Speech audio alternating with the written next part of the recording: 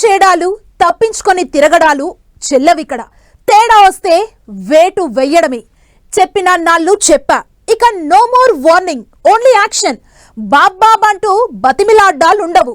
సొంత party వారంటూ sentiment అస్సలే ఉండదు. క్రమశిక్షణ కట్టు తప్పకూడదంతే. ఇదే రూల్ ఫర్ ఆల్.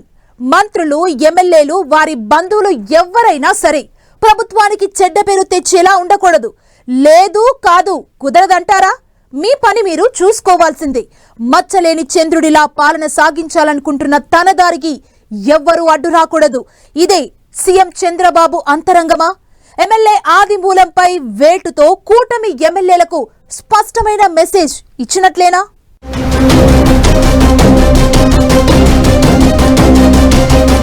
బాబు చాలా స్ట్రిక్ట్.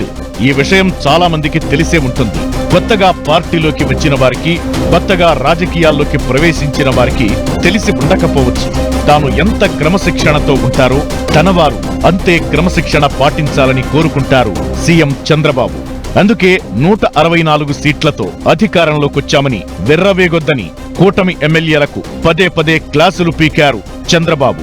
4వ ప్రభుత్వం ఏర్పాటు చేసిన కొత్తలో కొద్దిమంది కట్టు తప్పినట్లు ప్రవర్తిస్తే వెంటనే పిలిచి వారించారు. కానీ అప్పుడప్పుడు ఎక్కడో చోట ఏదో తప్పు జరుగుతుండటాన్ని గమనిస్తూనే ఉన్నారు సీఎం చంద్రబాబు. ఇదే విషయాన్ని ప్రతి సందర్భంలోనూ గుర్తు చేస్తూనే ఉన్నారు. కానీ కొద్దిమంది నేతలు చంద్రబాబు హెచ్చరికలను మరిచిపోతున్నారేమో, మళ్లీ తప్పులు చేస్తున్నారు. అయితే ఈ తప్పులకు ఎక్కడో ఒక చోట ఫుల్ స్టాప్ పెట్టాలని భావించిన చంద్రబాబు ఇప్పుడు యాక్షన్లోకి దిగిపోయారు. సత్యవేడు ఎమ్మెల్యే ఆదిమూలంను పార్టీ నుంచి సస్పెండ్ చేయడం ద్వారా కూటమి ఎమ్మెల్యేలు, ముఖ్యంగా టీడీపీ శాసనసభ్యులకు గట్టి హెచ్చరికలు పంపారు సీఎం చంద్రబాబు. తమ అధికారం 10 కాలాలు కొనసాగాలంటే ఎమ్మెల్యేల వ్యవహార శైలి హుందాగా ఉండాలని గతంలో చాలాసార్లు చెప్పారు CM Chandrababu. Deputy CM Pawan కూడా ఇదే అభిప్రాయంతో ఉండటంతో తప్పు ఎవరు చేసినా వెంటనే మందలిస్తున్నారు. గతంలో వైసీపీ నేతలు తప్పులు చేశారు కదా అని తాము కూడా అలాగే ఉంటామంటే వారికి మనకి తేడా ఏంటని, వారు తప్పులు చేశారు కనుకే ప్రతిపక్షం హోదా కూడా దక్కించుకోలేకపోయారని చెబుతున్న చంద్రబాబు పార్టీ నేతలపై నిరంతర నిఘా కొనసాగిస్తున్నారు. కూటమి అధికారంలోకొచ్చిన వెంటనే తిరువూరు ఎమ్మెల్యే కొలికపూడి శ్రీనివాసరావు ఓ భవనాన్ని కూల్చేయడానికి వెళితే తప్పని వారించిన బాబు ఆ తరువాత కూడా వివాదాలకు కారణమైన ఎమ్మెల్యేలకు ఎప్పటికప్పుడు క్లాసులు తీసుకుంటూ వస్తున్నారు. ఇక ఆదిమూలం ఎపిసోడ్ వార్నింగ్ స్టేజ్ దాటిపోవడంతో పార్టీ నుంచి సస్పెండ్ చేశారు. లైంగిక వేధింపులపై ఆరోపణలు వచ్చిన వెంటనే ప్రతిపక్షానికి కూడా ఎలాంటి అవకాశం ఇవ్వలేదు చంద్రబాబు. ఒకవైపు వరద సహాయక చర్యల్లో తాను బిజీగా ఉన్నప్పటికీ ఆదిమూలంపై యాక్షన్ తీసుకోవాల్సిందిగా పార్టీ రాష్ట్ర అధ్యక్షుడు పల్లా శ్రీనివాస్ ను ఆదేశించారు బాబు.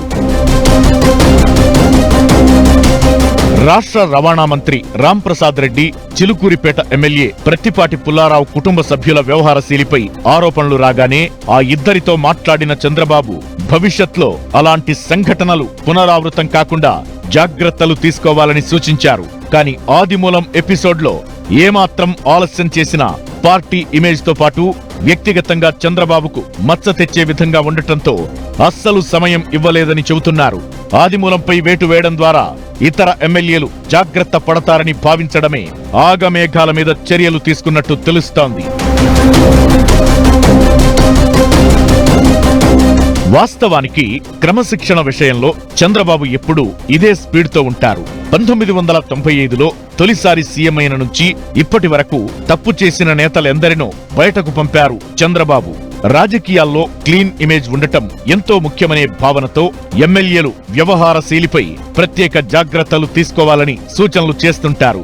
4వ సీఎం అయ్యాక రాష్ట్ర పునర్నిర్మాణమంటూ ఎంత బిజీగా ఉన్నా ఎమ్మెల్యేలను ఓ కంట కనిపెడుతుండడమే చర్చకు తావిస్తోంది. మొత్తానికి ఆదిమూలం ఎపిసోడ్లో వాయువేగంతో చర్యలు తీసుకోవడం భవిష్యత్లో ఏ ఎమ్మెల్యే అయినా జాగ్రత్తగా మెలగాల్సిందేనని హెచ్చరికలు పంపడమేనంటున్నారు.